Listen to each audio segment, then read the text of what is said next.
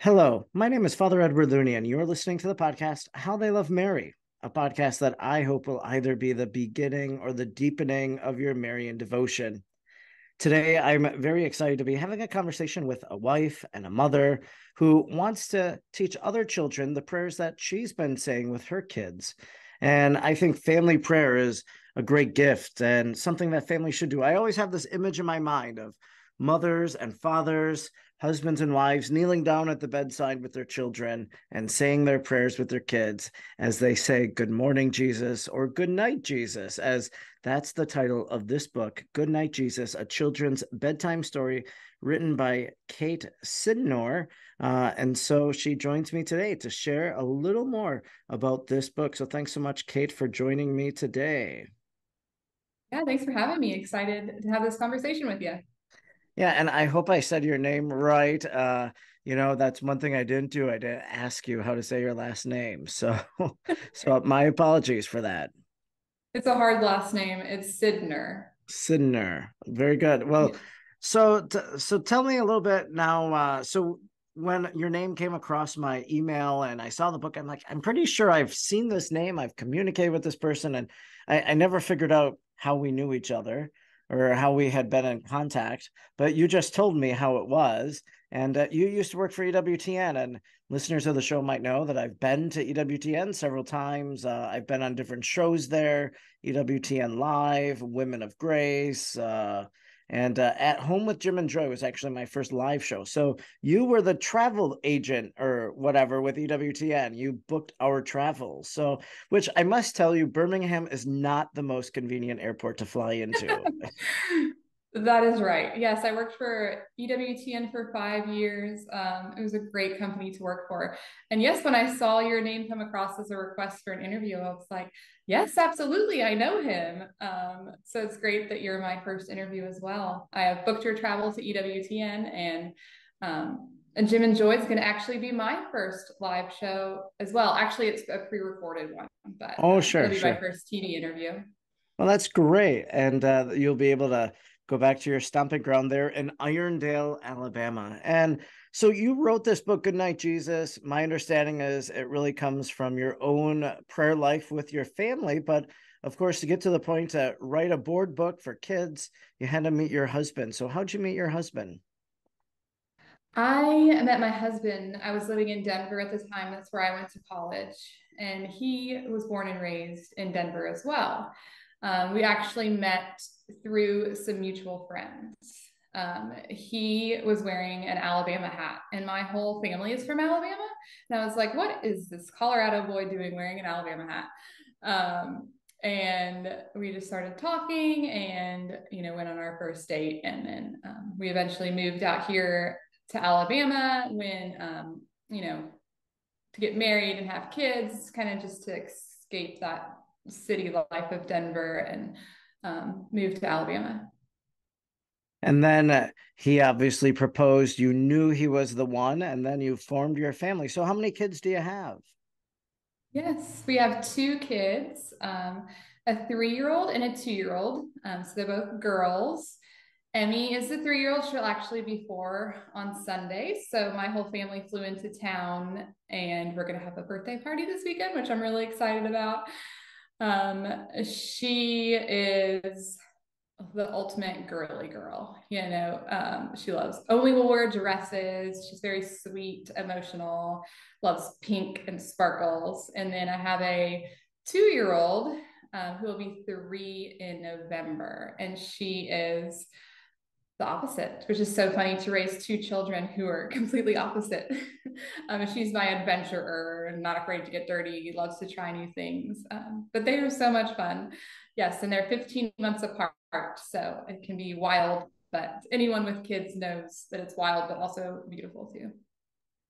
So tell me, how do you and your husband, maybe before kids, how did you and your husband pray together as a couple? I think that's an interesting question. But then also, like, now as you have children, how do you pray together as a couple with children? Yeah, that's a great question. So um, before kids, I mean, kids honestly changed us so much, like for the better in all areas of our life. It's so hard to explain. So before, it was just at nighttime before we went to bed and at meals and at church. But when we had kids, like that changes everything for us. They're always on the move, and we don't get that quiet time all the time. So we've kind of prioritized making prayer. Of course, we still do those family times at meals and at nighttime, but we also take prayer on the go with us everywhere we go. Just not to overcomplicate things. When we're in the car, we'll say a little prayer, to get us there safely and where we're going. And when they're having big feelings, we say prayers. 2-year-olds and 3-year-olds are very emotional, and have meltdowns, and it can be just crazy when they're both having big emotions. And so a big thing that has saved us is prayer. We'll stop and we'll pray, and I'll say, God, please be with us during this moment. Please be with Emmy and Campbell. And then I'll ask them, who would they like to pray for? And then they'll list off, their grandparents. And then before you know it, they've stopped their meltdowns. So I just am such a big advocator for just bringing prayer life with you wherever you go. It doesn't have to be complicated, just short, frequent prayers everywhere. And that's just kind of how I guess kids have changed us. That I used to think that, thanking God for just those big things, like becoming pregnant, having the birth of our children, like those really big things. But my children have taught me that, we can be thankful all the time for everything, even the littlest of things, like when my kids stop to jump in a puddle, like just the silliest, funniest things, we can see God's joy in. So you wrote this story then, Goodnight, Jesus, a children's bedtime story. And kind of what was the inspiration?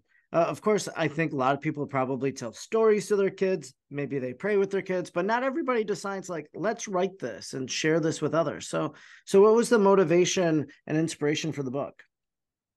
Well, my children and my husband, we every night we read books together. As I used to be an elementary school teacher, so reading, I read to them even when they were in the womb. Like reading to me is so important. So we've always read to them every single night and said prayers. And at the end of our prayer, we'll conclude it by saying, "Thank you, God, for this day." And then as my children got older, they have their own opinions and like to be in control sometimes. So they would start adding to this. So they would say, "Mommy, let's thank God for our next door neighbor, Sarah Jane," or "Let's thank God for our dog, Lily." And they just, would list off all these things that they wanted to thank God for, their blocks and their bubbles. And they had just had so much fun, thanking God for different things throughout their day. And at the end of the night, my husband and I, we do this every night. It may not seem like a lot, but it's a lot for us. We spend 15 minutes, no phones, no TVs, and we just talk like about our day. Before I love to read, so I'll read at night. So we just spend those 15 minutes just to connect and communicate. And one night, I was like, you know what? I just think it would be such a good idea to combine our nightly books and our prayers and gratitude lists into one beautiful book. And he encouraged me to start writing it. So that was my inspiration, my husband and my kids and our nightly prayers and books. And then it ended up getting picked up by Sophia Institute Press or EWTN Press. I forget which imprint it's with. But how did you search out for a publisher then? Great question. So I was working for EWTN, and one of my great friends, Caroline, wrote a book, ABC Get to Know the Saints with Me. And when this idea came to me that night, I reached out to her and I said, I have this idea, like, what do you think? Where would I start? And she's, gave me the contact of who to reach out to at EWTN. And of course, I already knew them through working there. So I sent them my book idea and they said they'd love to see the script, like the whole written out book. So I sent that to them, and then they decided that they loved the idea too. So just a lot of different people in my life who helped me, make it come to be life. I mentioned to you that the book is only 16 pages. It's a board book. That was something you said to me earlier. It was very important to you to have. So I'm sure that maybe it went from, I know how the editing stages go. So maybe it went from, let's say, I don't know, 200 words to 100 words or whatever that would be for this story. So how did you whittle it down to what you got it to? Yes. So the first book was, I think it was maybe double the amount of pages because I wanted there to be a page with each blessing. Thank you, God, for our grandparents.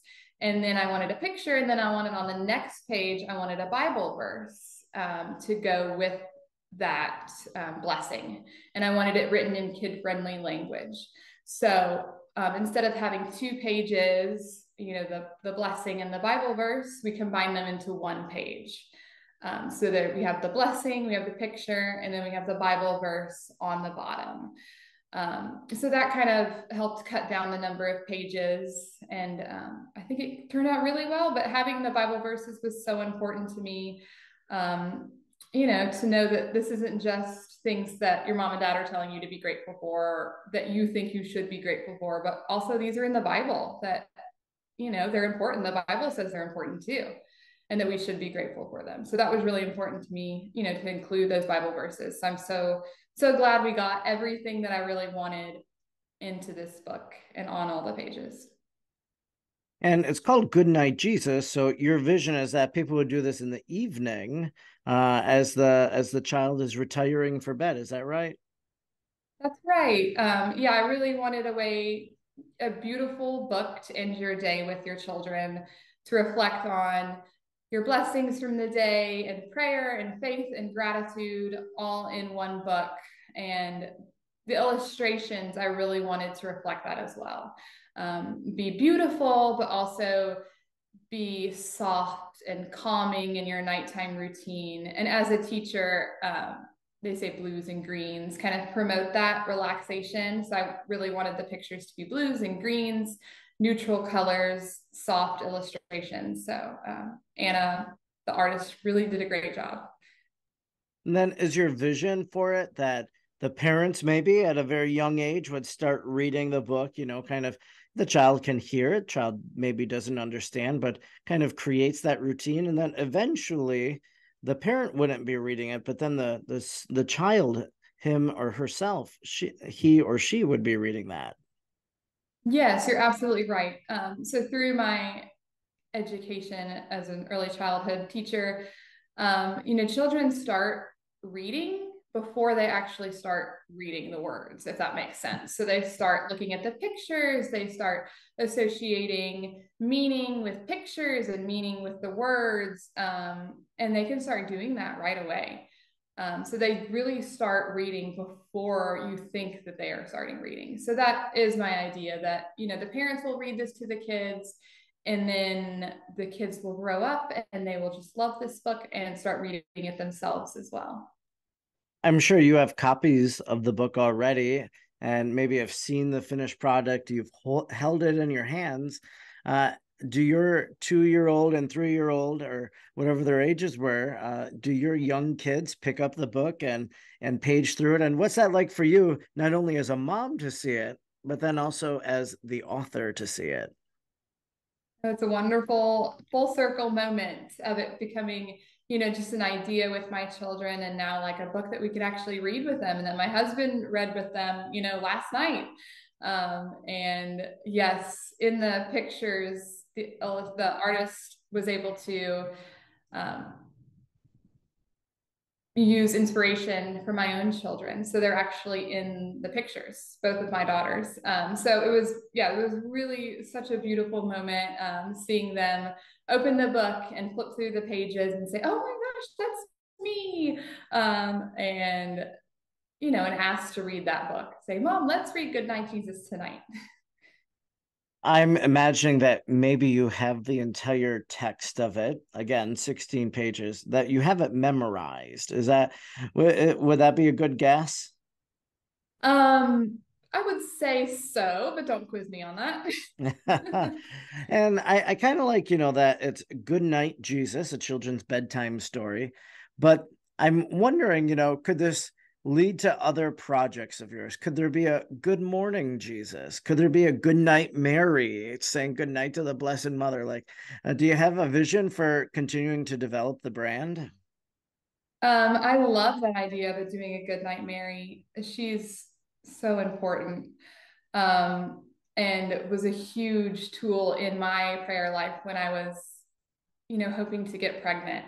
I called upon her. So I think that would be such a beautiful idea for a children's book. I was also thinking of doing a Catholic twist on classics. So, you know how this is kind of a twist on Goodnight Moon. I was thinking it would be so cute to do if you give a mouse a cookie, but if you give a mouse a rosary, he's gonna ask for this, and just go through the list of different things that a rosary could lead you to do. Yeah, you know who has a mouse series, and it's like mouse nuns, is Haley Stewart. So she has these mouses that are mice that are sisters, and kind of interesting adventures that they go on. Now that's not a board book; it's a That's cute. storybook, and yeah, so that's interesting to bring maybe that perspective into that. So yeah, it's a great gift, and I think so right now, people are getting ready. So it's so interesting because I live in Wisconsin, and our first day of school isn't really till the end of August. Maybe even some schools start September 1st or something like that. But it's so interesting to me. I see all of these people on Instagram, that live all over the country, and they're like, first day of school, here's our pictures. And to me, it's like, well, I won't be seeing these pictures on my feed from people I know for another few weeks. And I've been told in Wisconsin this is because of our county fairs, our state fair, et cetera, that like school is delayed for the sake of the fairs and workers. And this is maybe not true. I'm not sure, but that's what someone told me once. But I think though, as people are going back to school now, this is an opportunity for new routines, and like you get back into the daily routine of, okay, I need to pack the lunch for the kids as they go to school. And then they come home. Okay, I need to look over their homework if they have homework, or just to make sure they're reading or whatever it is. So there's the routine. So this book, I think, really should be and could be then incorporated into a family's nightly routine with each other. And I like it because I always am a big fan of teaching people the language of prayer. I just don't think sometimes we know how to talk to Jesus or talk to the Father or the saints or whoever. Like, we don't necessarily always know that language. So we need that modeled for us. And so as you write Goodnight, Jesus, well, that's teaching a little kid how to say goodnight to the Lord, how to say thank you, Lord. And I think that's the gift. So I really do hope people make this a routine, and it's not just something you pick up once and then put on the little library shelf at home, but that you return to it again and again, because that's what it's meant for, I think. Yes, exactly. I hope it does become, a part of the nighttime routine, prayer and gratitude, and ending with the Lord's Prayer at the end of the book is such a great way to encompass a nighttime routine. Yeah. Well, this is wonderful. Good Night, Jesus, a children's bedtime story, is now available. You can purchase it from Sophia Institute Press. You can purchase it from EWTN through their religious catalog. And are there any other ways that people can acquire the book? Or, it'd be great if it could get into a Barnes and Noble and they would put it in their board book section. Like, that would be a great way for kind of secular people to begin thinking about, maybe I should hand this on to this belief in God onto a child. So can people find it any other way besides Sophia and EWTN? Yeah, so right now it's on EWTN in Sophia, but on August 15th, it will be on Barnes and Noble and Amazon, because just exactly what you said, like outside the Catholic faith, I think it's so important that people get introduced to Jesus, like our whole society. Like, I think just a small introduction to Jesus can change your life. And I think hopefully maybe this book can help with that. Yeah, and what I think kind of the genius of it, I'm guessing that it's not necessarily for a Catholic audience. Of course, you're a Catholic, the publisher's a Catholic, but anybody of a Christian faith, this book would appeal to them. Is that a fair assessment? There isn't necessarily a Catholic theology in this little board book. Yes, I guess that's fair to say. It can be accessible to anyone. Sure, sure. And so I remember just I don't remember board books, but I do remember some of those early books that I read as a kid, or I found some when I was moving, that I actually like just have carried with me, which was like an illustrated children's Bible or this yellow cover Lives of the Saints book. So I've kept those and I've had them all since my childhood. And so I think kids sometimes will treasure these things. And I've actually seen it, and you won't see this for 16, 20 years from now, but I've seen it that families have passed down these books generation to generation. So like, someone gave their book to, this was the book that I read when I was a ye toddler 25 years ago. And now here's my kid and he's holding that same book. And so I bet this could be one of those books too, like goes down through the generations. Yeah, I hope so.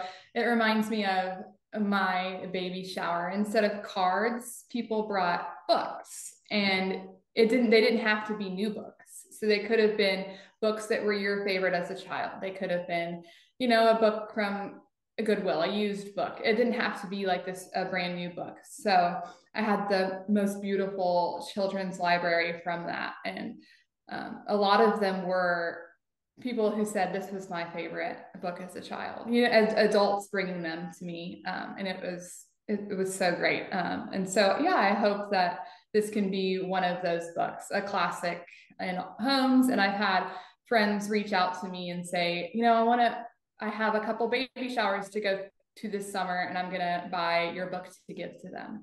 And I just love that. I think would be such a beautiful gift to give a new family who's welcoming a baby. Yeah, definitely. So there's lots of different ways that this book could be gifted. So the baby shower, there's nothing to say you can't give it as a wedding gift too, like in anticipation that they'll have a kid. It'll make for a great Christmas gift. It'll make for a great birthday gift.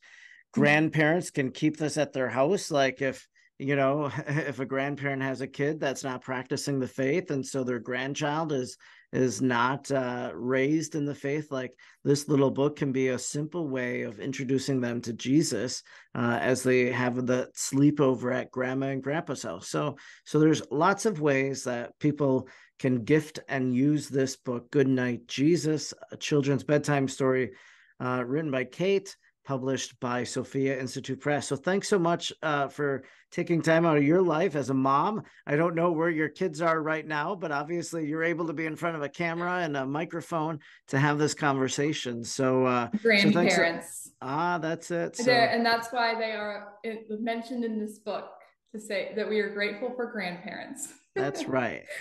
Well, that's wonderful. And so go out and get this book and share it with the toddler in your life. Thanks so much, Kate, for being with me today. Thank you, Father.